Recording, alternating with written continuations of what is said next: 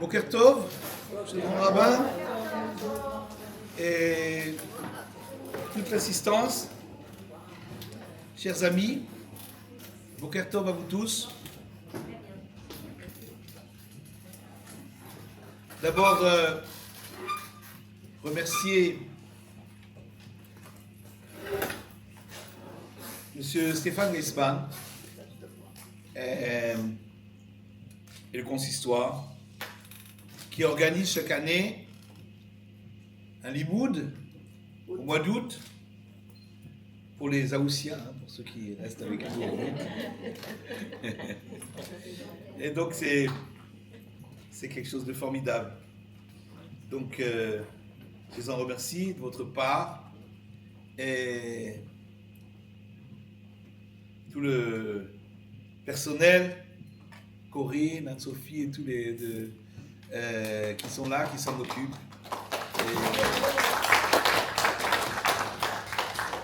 Et j'espère que j'oublie personne.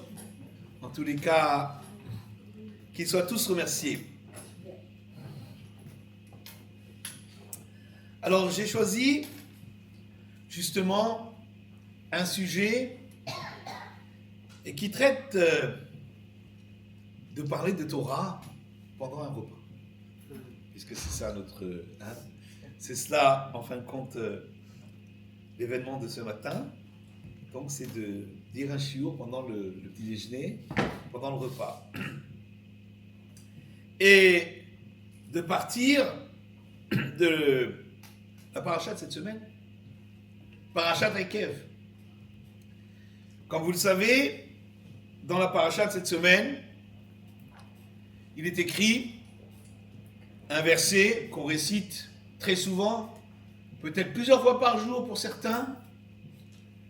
V'achalta v'savata uverachta et Hashem Elokecha al haaretz hatova asher natan lach. Et tu mangeras, et tu te rassasieras, et tu béniras l'Éternel, ton Dieu Tout-Puissant, sur la bonne terre qu'il t'a donnée. Nos Chachamim ont écrit dans Masechet Brachot que de ce verset qu'on récite dans le Birkat Hamazon, nous déduisons l'obligation de dire Birkat Hamazon. Quand on a mangé du pain, le pain c'est l'essentiel du repas, donc on a fait un repas basé sur du pain, on doit remercier Akadosh Baruch Hu, bénir les actions de grâce après le repas, qu'on appelle communément Birkat Hamazon. C'est la seule bracha qui est de la Torah. Il y a une discussion concernant Birkat Torah, concernant la bracha que l'on fait avant d'étudier. On dit tous les matins Birkat Torah, Asher Kiddushanu b'mitzvotav v'tzivanu la'asok b'divrei Torah, ou les Sfaradim disent al divrei Torah, ve'aremna Hashem Elokeinu, etc. Baruch ata Hashem, etc. Asher bachar banu mikol ha'amim. Une bracha que l'on fait tous les jours avant l'étude de la Torah. D'après certains, cette bracha est de la Torah. Elle aussi, elle est écrite dans la Torah, Kishem Hashem Ekra, Avu Godel Elokeinu, lorsque on prononce le nom d'Hashem. Or la Torah, c'est une succession de noms d'Akadosh Baruch Hu.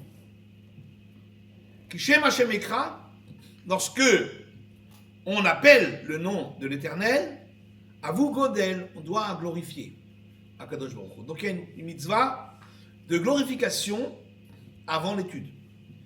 D'après certains, elle est de la Torah, d'après d'autres, elle est des Rabbanan.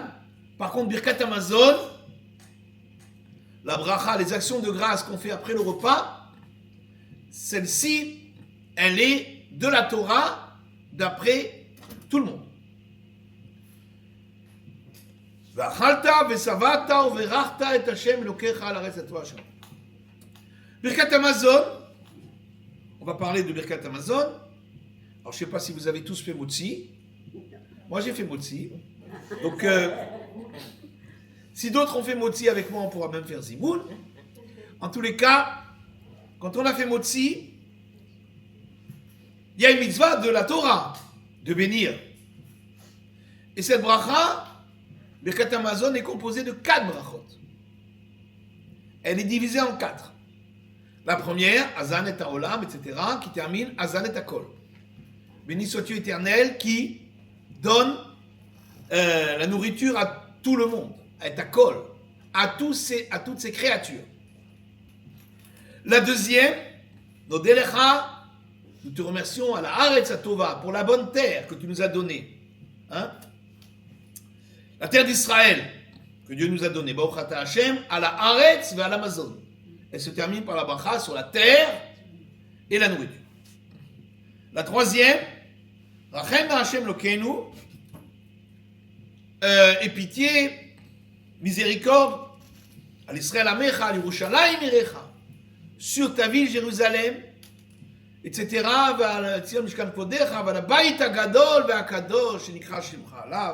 Et sur la grande maison, le grand temple, sur lequel ton nom a été appelé. C'est une bracha sur Jérusalem et le temple. Et elle se termine, Boné Brachamav Yerushalayim, qui reconstruira dans sa grande miséricorde la ville de Jérusalem. Donc c'est une bracha sur la ville de Jérusalem et le temple. Et la quatrième, la dernière, Baruch Ata Hashem Melech Haolam, Akel Avinu Malkeinu, etc. Amelech Hatov, Ametiv Lakol, Shimchon Yom Yom Etiv, ou Metiv, ou Yetiv Lanu. Akadosh Baruch Hu qui nous prodigue des bienfaits, ou Etiv, il nous a prodigué, il nous prodigue, il nous prodiguera des bienfaits. Amelech Hatov, le roi de la bonté, Ametiv Lakol, qui prodigue sa bonté à tous.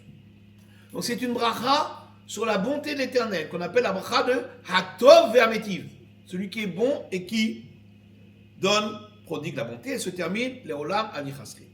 La suite, ce sont des prières. Arachaman, etc., sont des prières qui ont été établies beaucoup plus tard, qui ne font pas partie de l'essence même du Birkat Hamazon. Ce sont des supplications, des prières, Arachaman, tous les Arachaman qui suivent, qui ont été par la suite,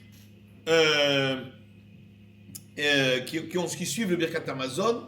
Donc c'est comme par exemple quand on fait le Shmoneh Esrei, on termine, et le Kain, Netzor, le Shoni Mera, on termine par des supplications.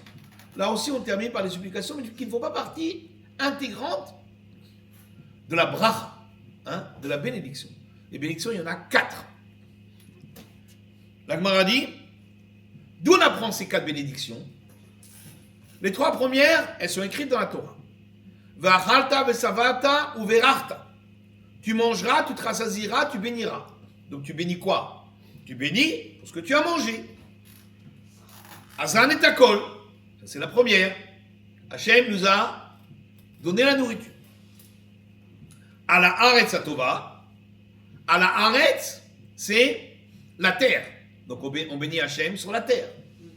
La terre d'Israël qui nous a donné. À la Haaretz ou à l'Amazon. Et ensuite, Hatova, c'est pas seulement la terre, c'est marqué Hatova, la terre bonne. Quelle est la partie bonne?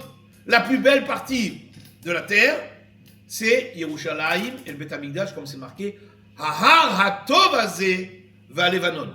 Le mont du temple est appelé Hahar Hatov.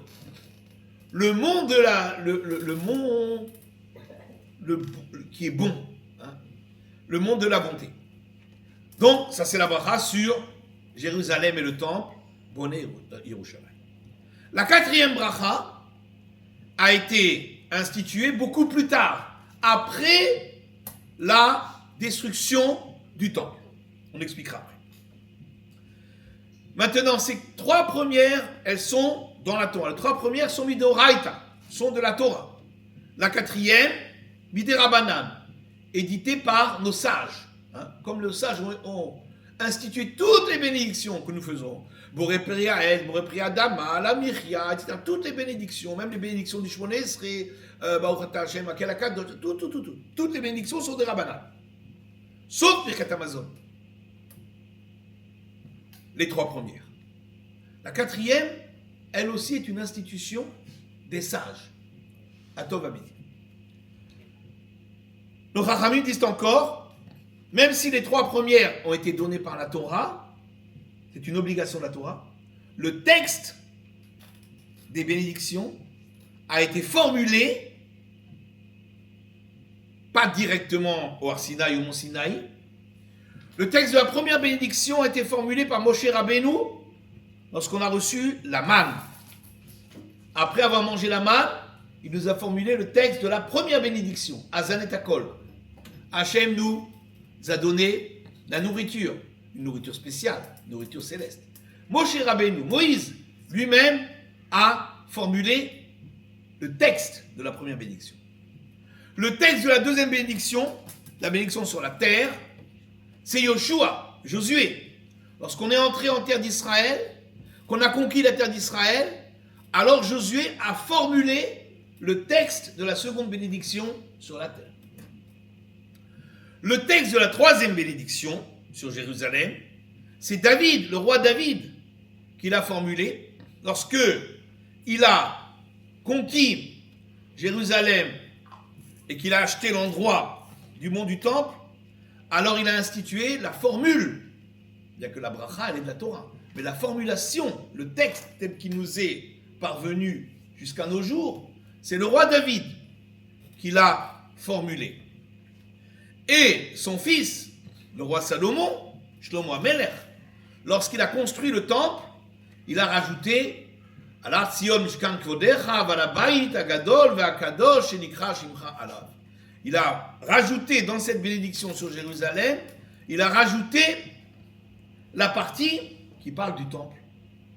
Le mont de Sion, où se trouve ton sanctuaire, et le grand temple sur lequel ton nom réside.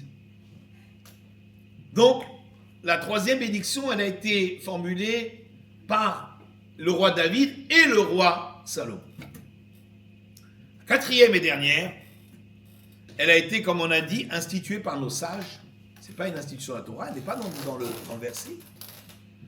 Elle a été instituée par nos sages après la destruction du temple, lorsqu'a eu lieu la révolte de Bar Korba, 52 ans après la destruction du second temple, donc en l'an 132 de l'ère vulgaire, a eu lieu donc la révolte de Bar Korba, qui s'est soldée malheureusement par une défaite, par un échec, et le dernier bastion de la résistance contre l'envahisseur romain, c'était la ville de Béthar.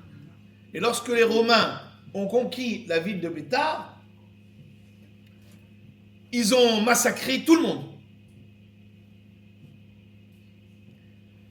Et il y avait on ne sait pas combien il y avait, mais selon les chiffres qui sont donnés par la Gemara, par le Talmud, c'est un chiffre impressionnant.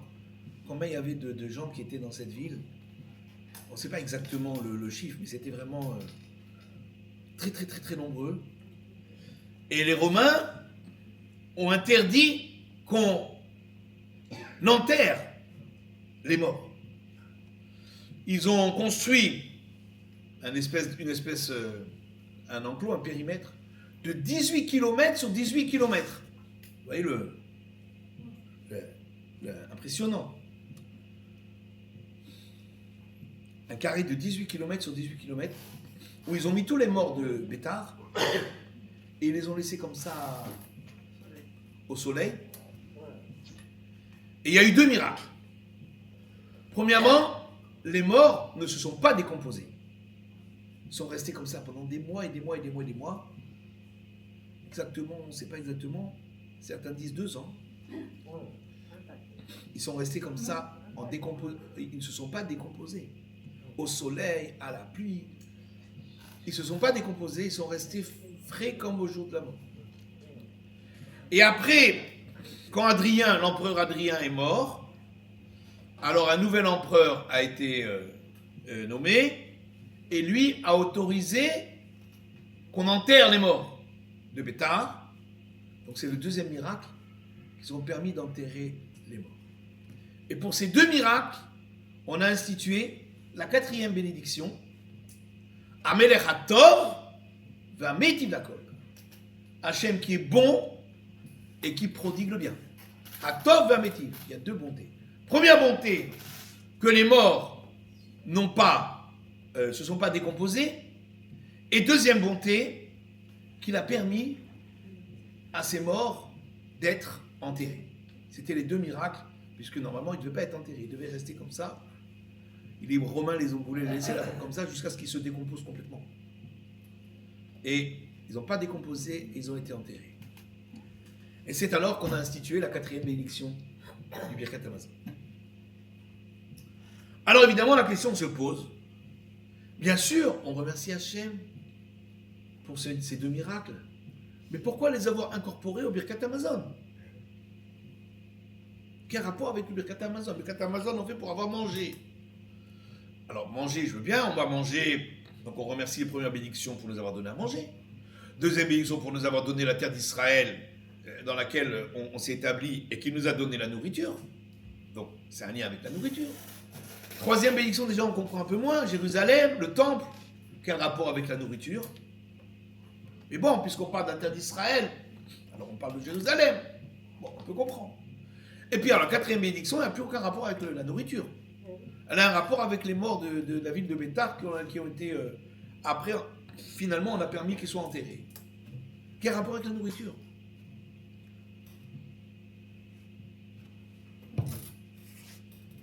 Différentes réponses ont été données.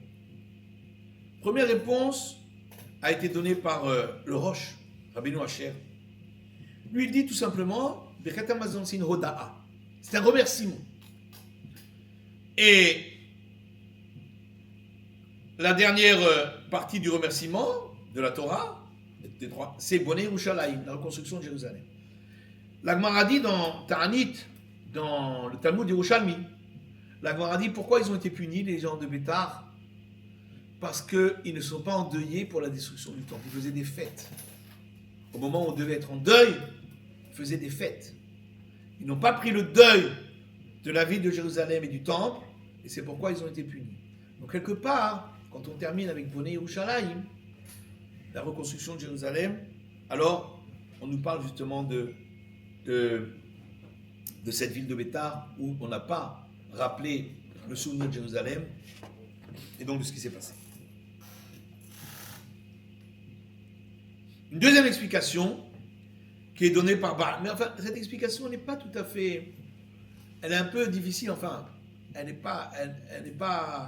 ne nous rassasie pas, on va dire. Parce que le lien, quand même, il n'y a pas de lien avec ce qu'on mange, quoi. Il y a un lien avec Bonei Yerushalayim, Oda'a, on aurait pu le mettre dans le Shmoneh Esrei. Quand on termine Baruch Ata Hashem, Amachazir, Shechinato le Tzion, béni sois-tu Hashem qui ramène sa présence à Sion. Et après, il y a aussi la Oda'a, Modim Anachdulach. Nous te sommes reconnaissants, on aurait pu là-bas incorporer Atov Ametiv. Sur ces deux miracles-là, on aurait pu les incorporer dans la Shmoneh Esrei, dans la Hamida. Pourquoi on les a incorporés au Birkat Hamazon? Une deuxième explication, peut-être qui complète un peu mieux, celle du Tour, le fils du Roche, Rabbi Yaakov Baal HaTurim. Lui, il dit que dans notre paracha, Ekev, donc on a parlé du verset Va'achalta ve'savata u'verachta et Hashem Elokecha. Tu mangeras, tu te rassasieras et tu béniras. Et juste après, le verset suivant, Ishamer lecha, garde-toi de ne pas te détourner. Tu vas manger, tu vas boire, tu vas avoir des richesses quand tu vas rentrer en Israël. Veshacharta et Hashem Elokecha. Tu vas oublier l'Éternel ton Dieu. Donc, la nourriture, quand on mange bien, on a le ventre bien rempli, Baruch Hashem. Et puis après, parfois, quand on a trop de richesses, quand on est trop bien nourri, on finit par en oublier la présence d'Hachem. Alors, le verset nous dit, attention, après que tu as bien mangé, tu t'es bien rassasié, d'abord tu dois bénir Hachem, et ensuite tu ne dois pas oublier. Tout ça, c'est Hachem qui t'a donné, tu dois continuer à garder les commandements. Alors justement, c'est un peu ça qu'on rappelle après qu'on a terminé les 3 premières bénédictions. On remercie Hachem pour ce qu'on a mangé. Alors on rajoute ce qui s'est passé avec Bétar, où quelque part ils ont oublié. Ils ont oublié la présence d'Hachem qui a détruit le temple. Ils ont oublié de prendre le deuil du temple. Et à cause de ça, ils ont été punis. Et donc, c'est justement pour nous rappeler qu'après qu'on ait bien mangé, il faut faire attention. On doit prendre garde. C'est encore une réponse. Je voudrais donner une autre explication qui qui est donné par le Rav Pinchas Friedman. Je suis les Pinchas, il dit ainsi. Il dit, c'est marqué dans les Kitvei Arizal, dans les écrits du Arizal, que nous savons que la création est divisée en 4 éléments. Il y a Domem, Sobeach, Chai, Medaber. Domem, c'est le minéral, qui ne bouge pas, qui ne parle pas, qui ne vit pas. Ça, c'est le minéral. La terre, les pierres, etc. Ensuite, vous avez Someach, le végétal, qui pousse sur le minéral. Ensuite, vous avez Chai, le monde animal, le monde vivant, qui profite du végétal, qui mange le végétal.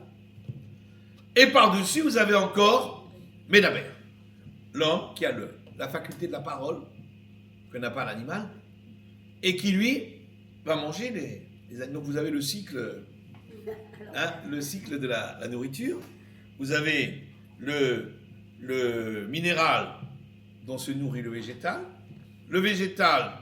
dont se nourrit l'animal, et l'homme qui se nourrit d'animal. Alors, en réalité, ça c'est au niveau matériel. Au niveau spirituel, également, toutes ces parties de la création n'ont pas de bouche pour remercier Hachem. Il n'y a que nous qui avons une bouche, mais d'abord, qui avons une parole, qui pouvons nous exprimer, qui pouvons exprimer notre reconnaissance à Hachem. Mais tout ce qui est minéral, végétal, animal, n'a pas moyen d'exprimer sa reconnaissance à Hachem. Lorsque nous mangeons, manger, ce n'est pas un acte simplement, on va dire, primaire. Tout le monde mange. Tous les animaux, ils se nourrissent. Les végétaux, ils se nourrissent. Tous les hommes se nourrissent. Donc, quelque part, c'est une activité basique, primaire. Mais lorsqu'on mange, pour nous, qui avons reçu la Torah nous a dit, tu manges, c'est pas simplement pour te nourrir, mais tu sanctifies ce que tu manges. C'est marqué, Shlosha chez Achlou, 3 personnes qui ont mangé. Velo amrou benehem divrei Torah, ils n'ont pas dit des paroles de Torah, Kelo Achlou mizifrei metim. C'est comme si elles avaient mangé, allez-nous, le langage il est un peu dur. C'est comme si elles avaient mangé des sacrifices à l'idolâtrie. Shlosha chez Achlou, ve amrou benehem divrei Torah, 3 personnes qui ont mangé et qui ont prononcé des paroles de Torah, Kelo Achlou mishulchano shel makom. C'est comme si ils avaient mangé de la table du Créateur. Ça veut dire que quand on mange, ce n'est pas un simple acte matériel, primaire, basique. On sanctifie ce que l'on mange. Si tu manges et tu dis des paroles de Torah, si on mange et on dit des paroles de Torah, c'est comme si on avait sanctifié et qu'on avait mangé à la table du Créateur. Si Chas v'Shalom, on ne dit pas de paroles de Torah, alors c'est comme si on avait offert des sacrifices à l'idolâtrie. On sanctifie parce que, quelque part, on sanctifie tout, puisque si je mange un morceau de viande, ce morceau de viande, il vient d'un animal qui lui-même a mangé du végétal pour vivre.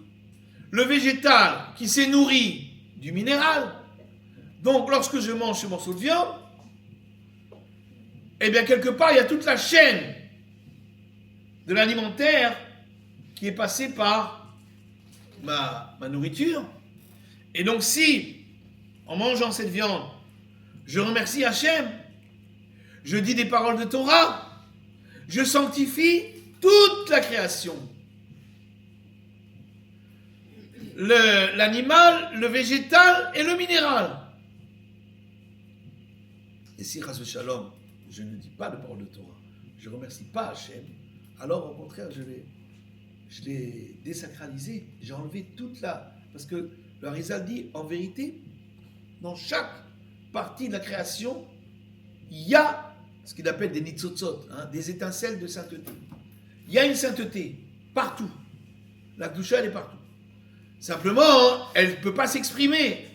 Et c'est nous qui, par nos paroles, par nos livrets Torah, nous permettons à cette sainteté de s'exprimer. Comme ça dit rajoute le Baal Shem Tov. Shlosha she'achlu. C'est un remez, alpi remez. C'est quoi Shlosha? C'est quoi les trois? Les trois, c'est l'ordre minéral, l'ordre végétal et l'ordre animal qui participent à la nourriture de l'homme. Tous ces trois-là ont participé, mais des paroles de Torah n'ont pas été dites, alors, Chas Shalom, Zifre Metim. C'est une nourriture qui n'a pas de sens. Non seulement qu'elle n'a pas de sens, mais c'est même presque, d'après, en tout cas, dans le sens des paroles des Chazal, c'est pratiquement une avéra. C'est comme si on avait offert des sacrifices à l'idolâtrie. Parce que quelque part, on a mangé pour notre bien-être personnel, pour nous remplir le ventre. Et donc c'est un peu Avodah Zara, c'est un service étranger qu'on a fait. C'est pas un service à Hachem, c'est un service étranger qu'on a fait. Donc c'est comme si Achum Zifre Metim. Si vous regardez le Birkat Hamazon, alors c'est extraordinaire. La première bracha, c'est une bracha sur la terre qu'Hachem a créée. Azan et Olam. Olam Kulo, le monde entier que le monde qu'Hachem a créé, qui permet de donner Noten Lechem Lechol Basar, ce monde en entier, qui permet de donner le pain à toute créature, de donner l'alimentation, la nourriture à toute création. Ça c'est l'ordre minéral. L'ordre minéral qu'Hachem a créé, qui permet de créer le végétal, l'animal, l'humain, etc. La deuxième bracha, à la Haaretz, sur la terre qu'Hachem nous a donnée à nous, le Béné Israël, les enfants d'Israël, la terre d'Israël, de laquelle nous allons faire pousser des fruits, des légumes, etc., sur lesquels on va faire les mitzvot, atuyot ba'aretz, sur lesquels nous allons faire les commandements qui sont liés à la production d'Israël, Trumot, Maasrot, les dîmes, les prélèvements, etc., la chala, tout ça. Donc, c'est le règne végétal que nous sacralisons par les mitzvot que nous pratiquons, que nous observons sur les produits végétaux. La troisième bracha, c'est sur Jérusalem et le temple. Et qu'est-ce qu'on offrait au temple? On offrait des corbanotes, on offrait des sacrifices. Ce sont des animaux. Donc c'est le règne animal que nous offrons à Hachem, que nous sacralisons par les corbanotes, par les sacrifices que nous offrons à Hachem. Donc ça c'est la réalisation de la sainteté, de la sanctification du règne animal. Donc ainsi vous avez les trois brachot qui sont en rapport avec les trois parties du monde, les trois parties de la création qu'on doit sacraliser, le règne minéral, le règne végétal, et donc on comprend, on avait demandé pourquoi cette troisième bracha de Yerushalayim, quel rapport avec ce qu'on mange? Encore la terre, ok, la terre nous donne à manger, mais Jérusalem, le temple. Parce qu'on ne parle pas simplement de manger ici, on parle de sacraliser la nourriture. La sacralisation du règne animal, elle vient par le Beth Amikdash. Elle vient par Jérusalem et le temple. Et donc ça, c'est la troisième. Ensuite, vient la quatrième. La quatrième, c'est quoi? La quatrième, c'est pour les morts de Bétar qui ont été donnés à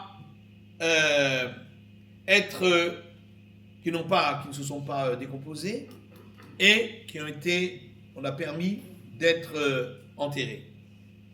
C'est marqué dans le Zohar que quand Adam Arishon il a fauté, alors par la suite c'est marqué qui a farata vers afar tashuv. Tu es la poussière et tu retourneras à la poussière. Au départ, l'homme était éternel. Après la faute de Adam Arishon, il est devenu mortel.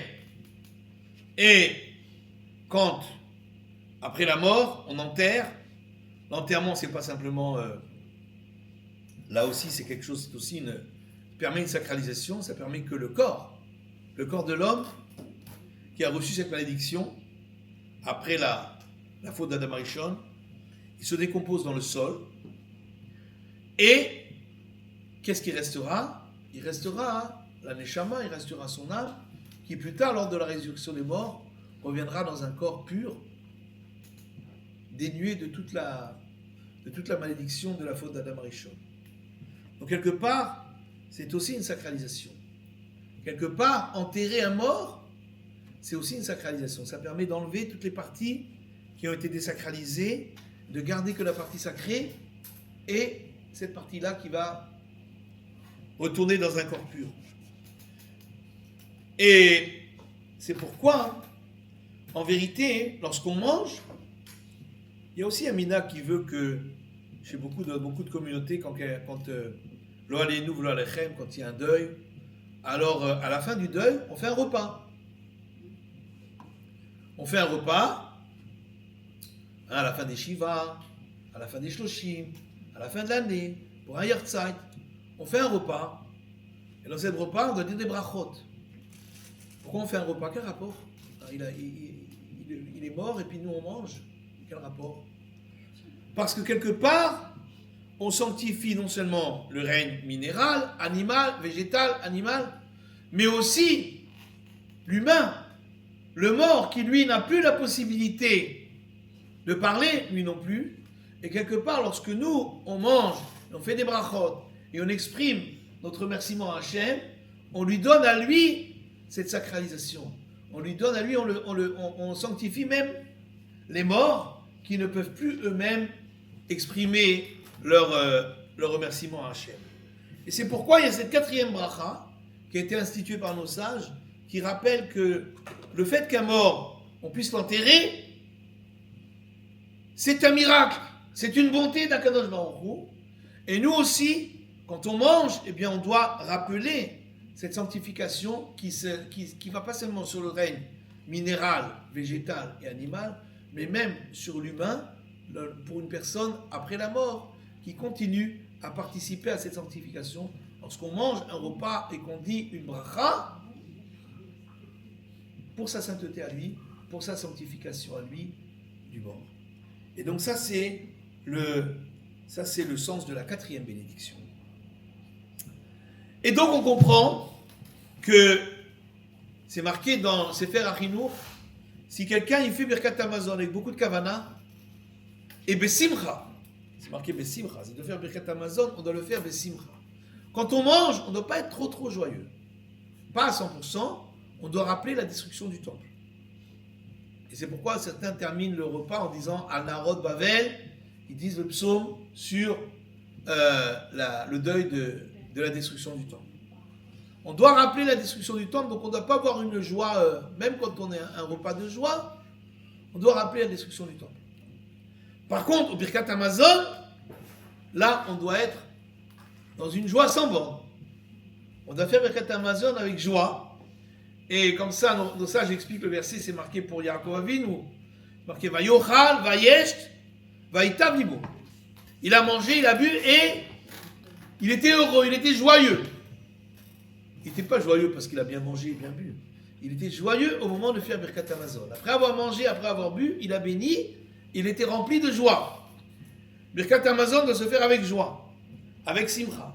Celui qui fait Birkat Hamazon avec joie, avec kavana, en réfléchissant à ce qu'il dit et en étant joyeux, il est assuré qu'Akadosh Baruch Hu lui donnera toute sa vie de quoi manger, la nourriture. Pourquoi? Parce que si on sacralise la nourriture qu'on a mangée, alors Akadosh Baruch Hu va faire en sorte que cette nourriture va revenir à nouveau, pour qu'on puisse à nouveau la sacraliser, qu'on puisse continuer à sacraliser cette nourriture. Donc si on sacralise la nourriture par le Birkat Hamazon, à ce moment-là, eh bien, on est assuré qu'on aura toujours, c'est la plus grande, les gens ils cherchent des sgoulottes pour la parnassa, etc. La plus grande sgoula pour la parnassa, c'est de dire le Birkat Hamazon avec kavana et avec simcha, et avec joie. De le dire avec joie, et comme ça, que je vous donnera toujours la joie d'avoir de quoi manger et de pouvoir le remercier. Et je voudrais terminer, je voudrais conclure avec une histoire. On raconte, c'était rapporté une histoire que j'ai entendue du Rav Metzger, l'ancien grand rabbin d'Israël. Il a raconté qu'il y avait à Bnei Brak un homme qui, lorsqu'il faisait Birkat Hamazon, il faisait avec une très très grande joie. D'abord, il disait Mila Bemila, mot à mot. Il prenait toujours un sidour, c'est marqué qu'il faut prendre un sidour, il faut le dire sur le texte. Il le faisait sur le texte. Et il le disait avec beaucoup de ferveur et beaucoup de reconnaissance. Et les gens venaient même, quand il allait dans la soukha, à Soukot, alors c'était à l'extérieur, on pouvait l'entendre faire le Birkat Hamazon. Ils allaient à côté pour écouter le Birkat Hamazon tellement il était avec des chants, avec de la joie, avec de la ferveur. Alors un jour, il y a quelqu'un qui lui a demandé, il lui a dit, comment ça se fait que vous faites le Birkat Hamazon avec tellement de joie, avec tellement de ferveur, qu'est-ce qu'il y a de spécial? Quel est ce lien particulier que vous avez avec le Birkat Hamazon?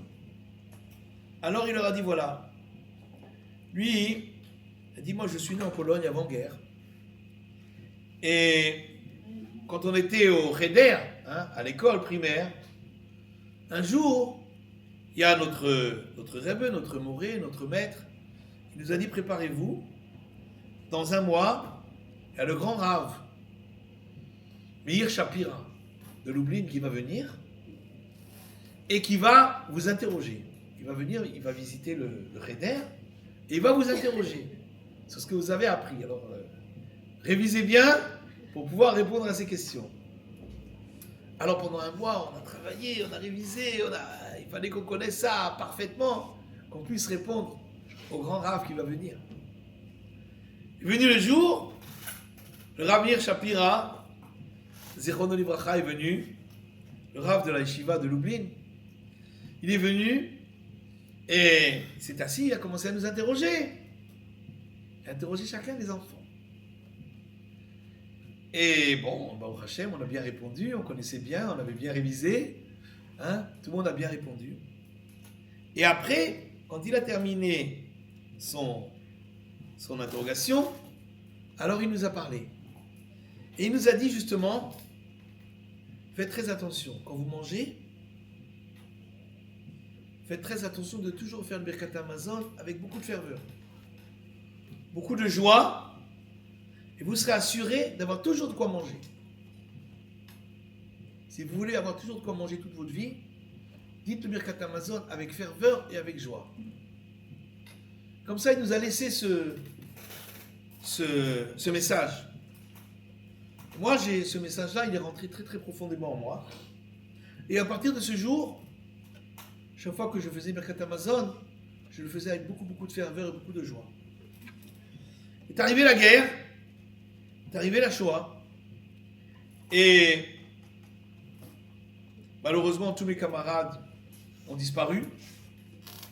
Et moi, je suis arrivé dans un camp de concentration. Et quand je suis rentré là-bas, il y avait un ami à moi qui travaillait, qui était déjà là-bas. Il m'a dit, comme l'Allemand, il va te demander, qu'est-ce que tu fais, c'est quoi ton travail? Tu lui dis, moi, je suis cuisinier. Et je travaillais avec un tel, avec moi, avec cet ami-là, avant-guerre. Et je voudrais travailler avec lui. Je l'ai vu et je voudrais travailler avec lui, je fais la cuisine. Je fais très bien la cuisine. Il dit, dis-lui ça. Alors je suis arrivé devant l'Allemand, il m'a demandé la question, je lui ai dit, je suis cuisinier, je travaille dans la cuisine avec un tel, et je voudrais travailler avec lui. Et l'Allemand, il a accepté. Je suis allé, j'ai travaillé dans les cuisines des SS. Et j'avais toujours de quoi manger. Les autres, malheureusement, ils mouraient de faim. Ils n'avaient pas de quoi manger. Et moi, pendant toutes ces années-là, j'ai eu de quoi manger. Je travaillais à la cuisine, je pouvais manger, je pouvais toujours manger quelque chose. Et donc, j'ai eu tout le temps de quoi manger. Et je me suis souvenu de ce que le Ramir Shapira de Lublin disait. Si quelqu'un dit le Birkat Hamazon, c'est un message pour nous, c'est un message pour moi. Peut-être qu'il a vu qu'un jour, j'aurais besoin de manger. Il m'a fait comprendre, tu dis Birkat Hamazon avec beaucoup de joie, avec beaucoup de ferveur, tu auras toujours de quoi manger.